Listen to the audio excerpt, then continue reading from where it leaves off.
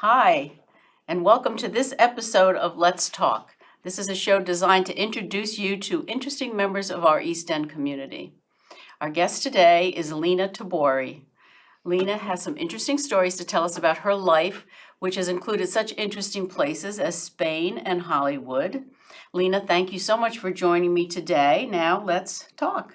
Yeah, Okay. it's wonderful to be here. First of all, you were born in Sweden, right? I was indeed. And do you remember it enough, Sweden? Did you spend enough time there to remember it? Yeah, I mean, I left when I was 3, so I was little when I left, but I went back But a you've good been bit. My back. father, remained there, and I have Okay. a much older sister whose family remained there. She's dead now, but I used to go back regularly to see Beautiful her. country. It's an astonishing country. The Scandinavian countries are Yes. beautiful. It's astonishing, and it's a very family structured country. So everybody does everything together. They ski together, Yes. they sail together, they swim together. Right. It's a very outdoors. They Mhm. love being outside, and they build together. It's very interesting. Sort of we live a very different kind of existence Mhm. here than Sweden. Yeah, I love Sweden. Yeah, it's love great. Sweden. I love Scandinavia too. I haven't been to Sweden, but I love Scandinavia. Yeah. Beautiful countries. Yeah. So let me start with this picture right here. It looks like you, Yeah. maybe with your mom. Yeah. Tell me about that. So my mother was an actress in Sweden, and she married my father. He was her second husband, and he was an entertainment lawyer along with other things. And when I was about 2, I guess, Warner Brothers, along with a lot of other studios in Hollywood, were looking in Europe for the next Greta Garbo, and my mother was picked up as the one potential. And she was brought to Hollywood. And a year later, she came back and she picked up my brother, who was a bit older than myself, and me. And we got on the Queen Mary, and we ended up in New York, and then we flew to Hollywood, and then we lived in a number of different places. And Well, tell me first of all, who was your mother? Tell everybody. so my mother was Viveca Lindfors. She was making Night on Tonight exactly at that moment in time, and that was directed by Don Siegel. Don Siegel made Invasion of the Body Snatchers and Dirty Harry, and Night on Tonight was her film with Ronald Reagan, actually, before he became president. And that just was the beginning of a film career that ended up being a theater career. And then finally, at the end of her life, she also wrote her own memoir. So she was a powerful, complicated, interesting human being. And she did some television. I remember seeing her on some television. Law and right? Order, a number of, she did a lot of, yes. The older she became, the more she became a character actress. She was so unbelievably beautiful, Barbara, at the early part of her life, that she was always in a romantic Sure. situation. She made movies with Errol Flynn. I mean, she had quite a career, really. It was never beyond a sort of grade B plus. Mhm. But when we sort of get to the New York part of my life, you'll notice that the first play she did in New York was Anastasia with Eugene Leontovich, and that was made into a movie with Ingrid Bergman, which killed my mother. Of course. But so she never became quite well known enough Mhm. to have knocked off Ingrid Bergman. Right. But Well, otherwise. Yeah. I She was beautiful though. I do remember her. Oh my God, she was quite incredible, yeah. I have, you talked about living all over the place, and I have this fascinating photograph with the horse in the house. And tell me about this. Where did you live here? Okay, so I was 3 when I got to Hollywood, and I was 8 by the time I got to New York. And New York also meant George Tabori. So my mother divorced and married still another time. She had a habit of divorcing after she'd had a child. So she left my father when I was, as I said, 3, and then she left Siegel when my youngest brother, Christopher, who's also became an actor and a director himself. But I was 8 years old when he was born, and so then we came to New York. She married George Tabori.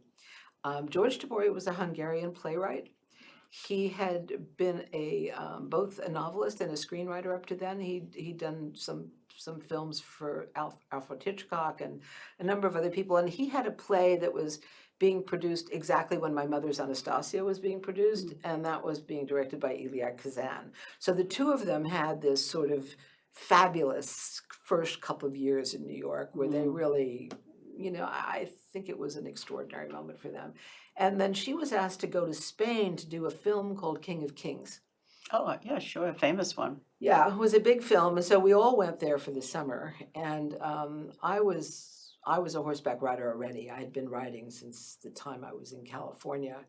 In fact, I showed up with a rattlesnake at my mother's wedding party to George Tabori at Malibu Beach that I had just killed riding. So anyway, but when we got to Spain, my little brother, who was, at that time almost 8, I think, he started riding as well. And we had a very open house, and the horse was in the house as much as the dog and the cat. We brought a cat from New York whose name was Hitler, actually. So, it was a very bizarre house, is all I can say. So I was brought up by creators and by free thinkers. Well, and creative people. Yeah. You live interesting lives. Yes, we did, and I ended up bearing, yes, I'll tell you also about that. So then when you got older, I mean, obviously you lived a lot of interesting places as a child, and I'm sure participated in some of Hollywood life. I mean, you were in Hollywood for a time, or what? Yeah, we were there for 5 years and lived in a number of different places. Audie Murphy was Santa Claus, came down our driveway. We had a lot of people in our life, and that was true in New York too. I mean, Harry Belafonte sang me to sleep one night, and Did she do theater, your mom? Yeah. Anastasia was the big thing that Oh, she right, did. right. But then, the two of them did a lot of things together. So after George had his opening with Kazan, he did a play called Brecht on Brecht. He translated Brecht into English. Brecht was really a very significant German playwright, and he did a sort of collage evening called Brecht on Brecht, and there were 4 actors sort of sitting on stools in front of a big portrait of Brecht, and then using, and that ran for, I don't know, 6 years. It was like the producer who had just taken over that theater in downtown New York had really wanted to produce, and it turned out that the first thing she produced kept the theater occupied for 6 years. She never had the opportunity to produce something else for years. And my mother, of course, was in that. So, but I think, there came a moment where he wasn't creating enough material for her. And that became very frustrating for her, and she started thinking about creating material for herself. And she ended up doing something called I Am a Woman, which traveled all over and ended up, ultimately she was, that was a big deal. She was very significant in the feminist movement, and so we had a lot of those people in our house too. Jane Fonda was there, Gloria Steinem was there. She was part of the actor studio, as was George, and as were many people, including my future husband at the time. He was also at the actor studio, and they met there. And Okay. I don't know just what comes next, but we'll see. Okay. So now you're an adult. Yeah, sort of. So I've gone through Dalton School in New York with my brother also, and my father, Tabori, at this point in time. So we were all of the kids were entered into Dalton, and I remember my mother telling me the story that when she and George enrolled the 3 kids, which was John Hasso, my older brother, Lena Rogard, that was my father's name, and Christopher Siegel, that was my younger brother, and we were children of George Tabori and Viveca Lindfors, the headmaster said, couldn't we simplify this just a bit? And so my mother said, well, just make them all Tabori. Okay, so now we're all Tabori. I'm graduating. My mother and my father are having both professional and personal difficulties with one another. And one of the issues that my father is having is that he's got a little bit of a Lolita thing going on with me.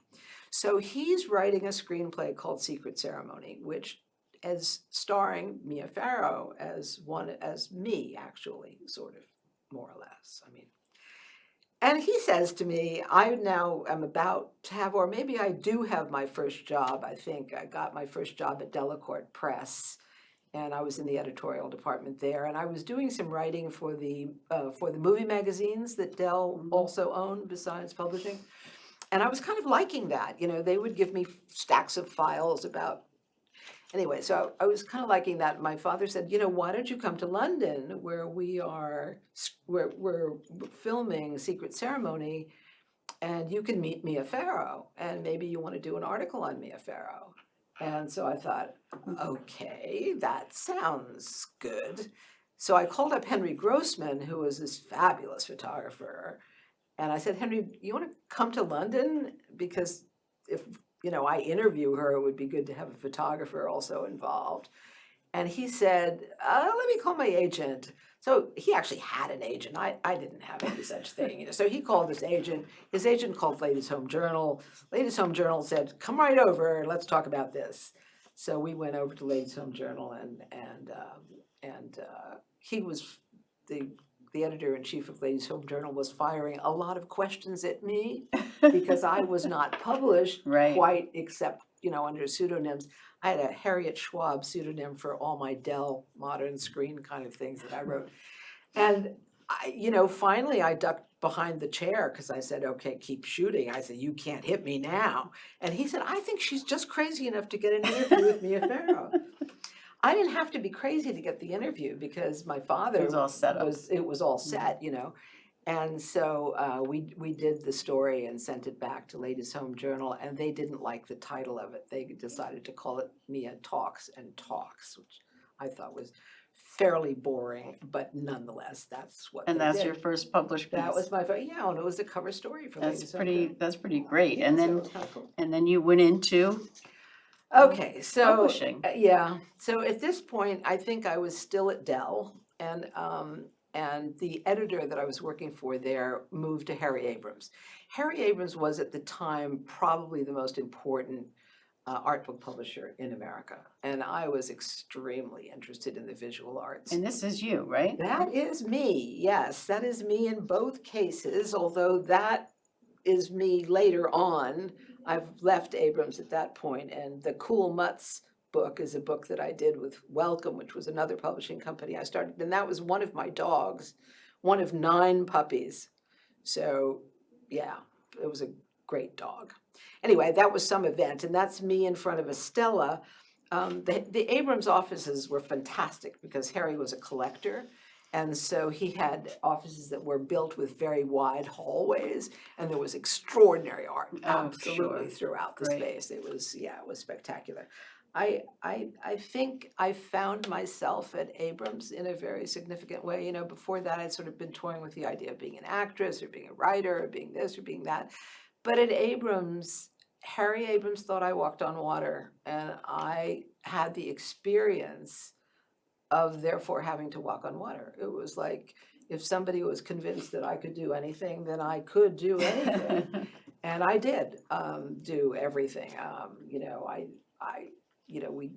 We published spectacular books, and I took them to the press. I was basically his VP marketing person by the time I left there, and I created massive parties. I sent the author of The Art of Walt Disney all over the United States, like author tours always used to be, except that I made hour-long broadcasts out of them. I did the entire history. I organized it, sort of the entire history of Disney, and then the author was really just there to say. Okay, so that brings me to, right, this is your Disney, Okay. and then this is your family.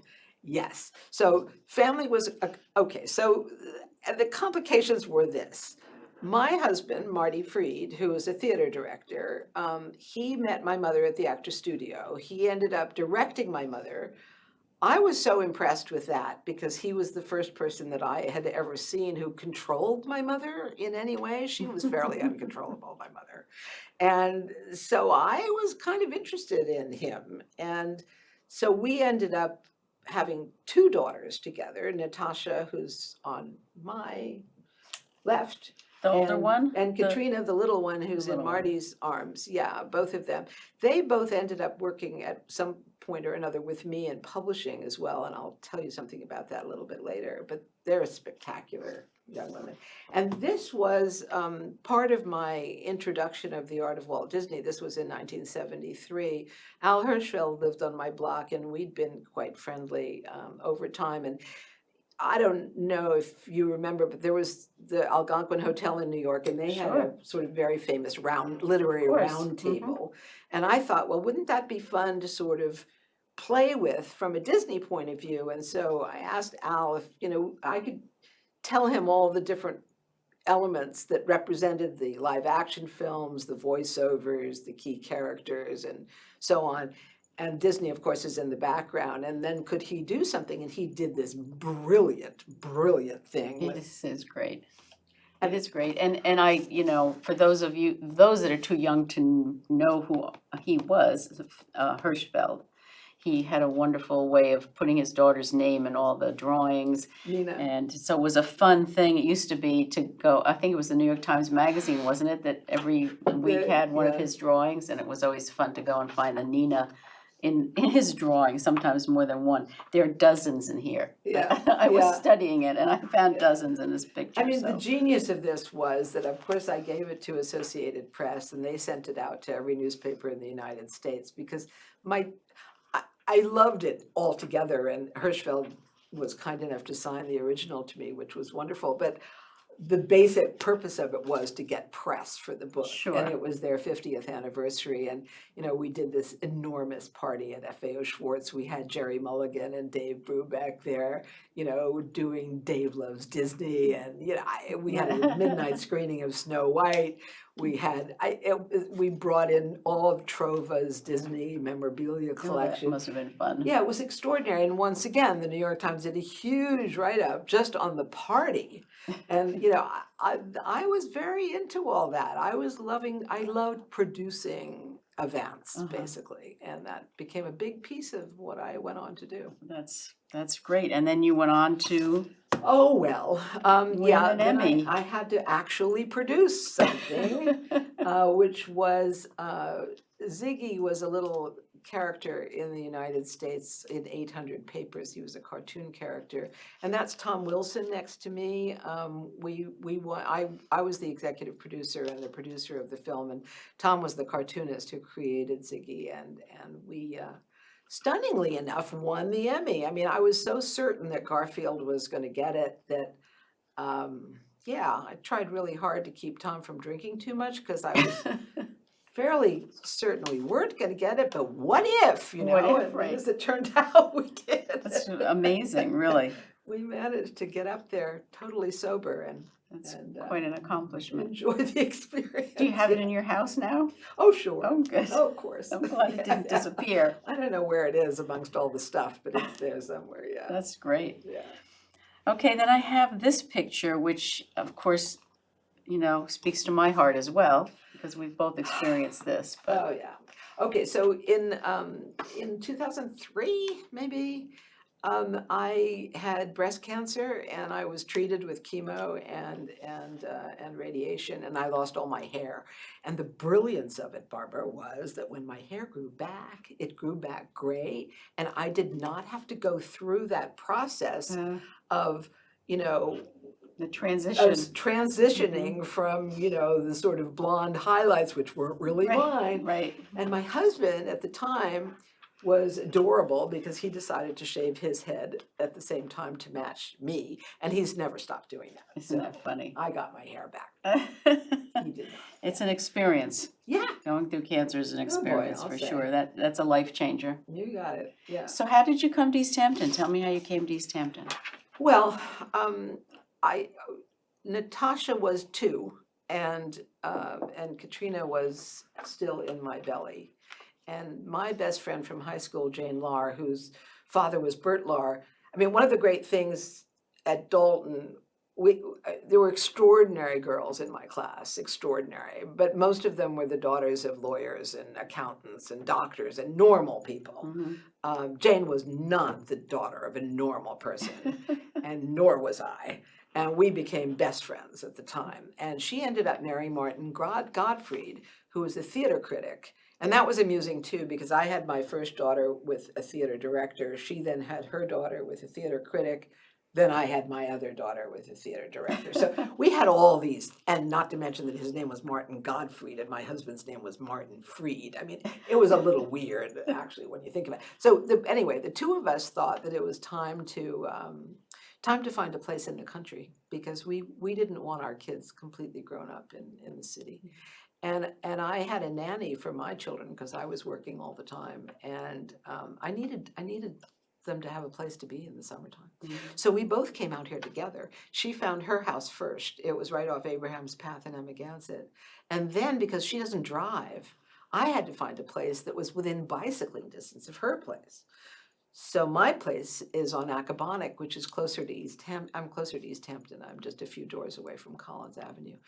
But I fell in love with that house. Oh my God. And then after I had chemo, I renovated it and added another room to it. And I think I have a picture of the back of the house and your grandchildren. Oh, okay. Right. So, yeah, okay. So that's my daughter on the left, and that's the fabulous first grandchild I Oh, had. okay. So this is your daughter and this is her little boy. That is, yeah. And tell me about this article about your house. So that was the East Hampton Star. They sometimes do something called Home, which they sort of focus on places out here. And so after I did the renovation, they came and they photographed the house. And so you see the sort of the new entryway to the house. Is this the back entrance? No, that's the front. That's the front? So that's now the new entryway. There used to be a driveway that went all the way back along the left to a garage that was way in the back, and then you parked in the back. Now you don't do that any longer. You park in the front, and the back is all this fabulous garden. And then, of course, that's one of the endless bookshelves that I have. You have lots of books, huh? Yeah, they're just a few bucks. Yeah, I think I may have published, I don't know, 500 or so. I brought one of my very favorite ones with me. The Constitution of the United States of America. Wow, that's a big one. Yeah, it's a big one. And this was a brilliant guy who had illustrated it. Everything. I mean, this is Beautiful. Yeah. So anyway, this was 2006, and once again, I did a limited edition of it, and then we sent that to governments all state governments all over the U.S., and they did exhibitions. We had a big exhibition at the Constitution Museum in Philadelphia. I think I remember that. Was that the anniversary of when the Constitution was written? Exactly. Yes, I do remember exactly. Yeah, and once again, the Today Show did an entire show on this stuff. That was what I wanted. I didn't want these like little 4-minute sort of promos. I was looking for the whole thing. I'm always interested in the context of everything. I want to understand the beginning, the middle, and the end of everything. And right now, I run a climate change website, and that's all about that. Well, tell me about that. So the thing about that is that once I sold the last publishing company to Rizzoli, which was Stewart, Tabori, and Chang, or actually, yes, and Welcome too, I thought, what am I going to do now? And I wasn't ready to retire. That was a ridiculous. Were you living out here then or not? I was living in New York. We had an Okay. apartment in New York. We were out here. Came over out here in the weekends. summers. Yeah, right. I was here all the time, but not all week long. So until 2 years ago, I still had an office in New York, and I thought I have to do something that matters. Something where on my epitaph it says something that matters. And Trump was just. He was just elected. This was 2016, I guess. And I just thought, how much damage is he going to do where? And I thought, well, there's gun violence. I can deal with that, or I can deal with human trafficking, or I can deal with climate change. Okay. And so that became it. And then I ran into Mike Shatskin, who's a publishing consultant, has been for 35 years, is an extraordinary mind. And he said to me that he had just sold something and made a little money, and he was thinking about what to do next. And I said, well, okay, good, do this with me, because I'd always had partners, I mean, at Welcome Books, which was the last company that I sold, Hero's son, Clark, was my partner, and he was a brilliant partner. Mike is a brilliant partner. Tom Wilson, with whom I did the Ziggy's Gift, he was a brilliant partner when I first started Welcome. I love partners. I love working with I somebody. like working with people, yeah. Yeah, and so People Mike are and I started interesting. this website, and originally he thought we should just do books because that's what we knew how to do. Mhm. But I said, I think this thing is moving too fast. We got to do a website. And so we now have this brilliant development team in New Delhi. We have an extraordinary art director who had done a ton of books with me before, but now does the website. And we're about to launch an exhibition on climate disasters inspired by great masters, which is developed between my art director and Bing AI. It's gonna be brilliant. Oh, great. Yeah. So that's kind of what I'm about. That's I exciting. like to do stuff. Yeah, I And know. of course, East Hampton is great because, I immediately jumped onto the Energy and Sustainability Sure. Committee out here. I was chair for a couple of years. And then I thought it's taking too much time, I can't, We want things to move faster. yeah, I want things Yeah. to move faster. They don't Government always is- move fast in Government government. is slow. Very slow. Slow. Government is very slow. Yeah. So we're running low on time now, so I want to ask you my question that I ask everyone at the end. And you mentioned the new school. The new school? Oh, no. The Actors Studio. Yeah. Yes, one of my favorite shows was Inside the Actors Studio with James Lipton. Yeah. Loved his style. And he asked all those famous questions at the end. I only ask one of them in his honor, and that is, Uh-oh. if heaven exists, what would you like to hear God say when you get to the pearly gates? You got another 5 minutes. He's got to send me back. I got more to You do. got more to do. Yeah, I'm not ready to go Well, good yet. luck with that one. Yeah. Yeah. Let me know how that works I out got for more you. to do. Definitely. Well, Lena, it's been so nice for you to join me today. I really enjoyed talking to you and hearing more about your life story. For me, Lena is a perfect example of a neighbor that you might have thought you knew, but her life before East Hampton has been diverse and interesting. I want to thank our sponsor, Marshall and Sterling Insurance, for underwriting this program, and my thanks to the entire staff of LTV for all they do to promote local broadcasting right here in East Hampton. Please tune in again when we will introduce you to yet another interesting person who just might live in your very own neighborhood.